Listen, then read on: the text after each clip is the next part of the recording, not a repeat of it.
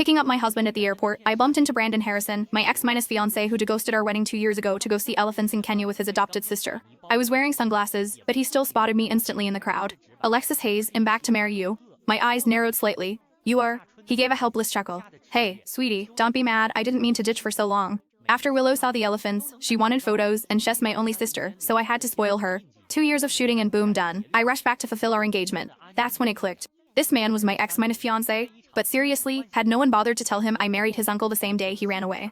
The airport was a madhouse. Brandon Harrison wheeled a luggage cart with one hand, a Chanel bag dangling from the other. Willow, her skin several shades darker, perched on the suitcase, letting Brandon push her along. 2 years in Africa made them look like they'd spent 2 years digging coal. Absolutely sun-baked. Brandon used to be so fair, handsome, and in great shape. Otherwise, I wouldn't have agreed to the arranged marriage. But now, good thing he wasn't my husband anymore. I took off my sunglasses, forcing a polite smile. Oh, my apologies. Long time no see. You both have changed so much, I didn't recognize you at first glance. Willow, true to form, immediately spat. Don't pretend you didn't recognize us. You're obviously here to pick up Brandon. If Brandon and I hadn't ditched our phones and gone completely off minus grid after we left, you probably would have tracked us to Africa yourself. Honestly, I don't know what Brandon sees in you. You're just a pretty face with nothing else going for you. Willow huffed, turning her head away dramatically. Brandon ruffled her hair, a helpless smile playing on his lips, and playfully poked her nose. You can't be so childish after Alexis and I get married. Otherwise, I won't take you on your artistic journey to Africa next year. After calming Willow down, he turned to me explaining, Shess just got a childish temper. You know her dad died protecting me in that car crash, and she lost her father because of it. Once we're married, we'll be a united front. I hope you can look out for her, treat her like your own sister. Was he even listening to the BS coming out of his mouth? I rolled my eyes, a silent, elegant dismissal, and flashed the wedding ring on my finger.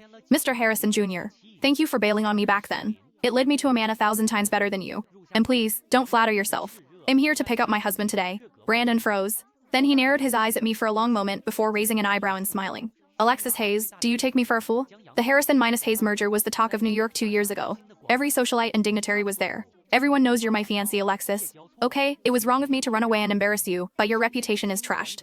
Who else would possibly want you after this? So that's why he dared to run. He was convinced I'd be a discarded woman, that no one else would have me. He truly overestimated himself and underestimated me. To clean up his mess, Grandpa had to make some serious sacrifices, not just financially with company shares, but also by involving his own son, Devin. To soothe the Hayes family's fury, Grandpa had personally offered to transfer the shares originally meant for Brandon to me. Looks like Brandon had no idea. Of course. Spending 2 years off minus grid for Willow, not even making a single call home, he wouldn't know any of this. Still, I hope he can keep that smile on his face when he returns to the Harrison family estate tonight.